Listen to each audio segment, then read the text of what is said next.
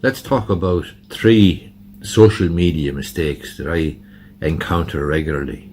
2 of them are to do with social media marketing and trying to generate business through social media marketing, and the other is not. But you'll know when I tell you the 3 different examples that I come across frequently. The first one is on Facebook. I get these random requests out of the blue on Facebook for somebody to be my friend.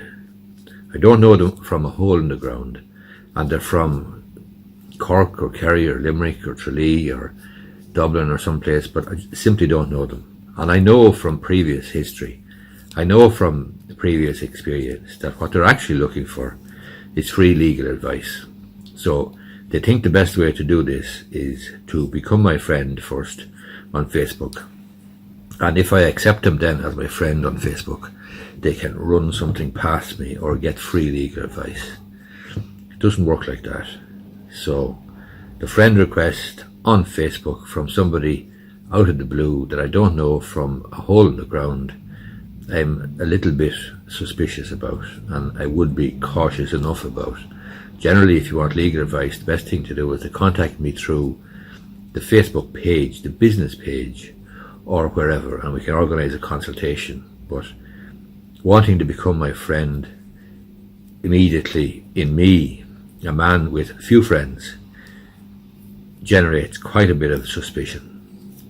The second one is where somebody contacts me on LinkedIn to connect, and I connect with everybody who asks me to connect on LinkedIn. I'm completely indiscriminate, with a few notable exceptions. But when somebody contacts me on LinkedIn, no sooner have I accepted their connection than they are telling me that they are great admirers of my work and my videos and my blog posts and the whole lot. And by the way, you might be interested in this. In other words, they make a pitch. There's no point in making a connection with somebody on LinkedIn and then practically simultaneously or in the next message making a pitch. It simply won't work with me. I don't know whether it works with other people or not, but I doubt it very much, quite frankly. And the third situation is one where the person making the pitch, the person who is trying to sell their services, doesn't give too much regard to the recipient of the message.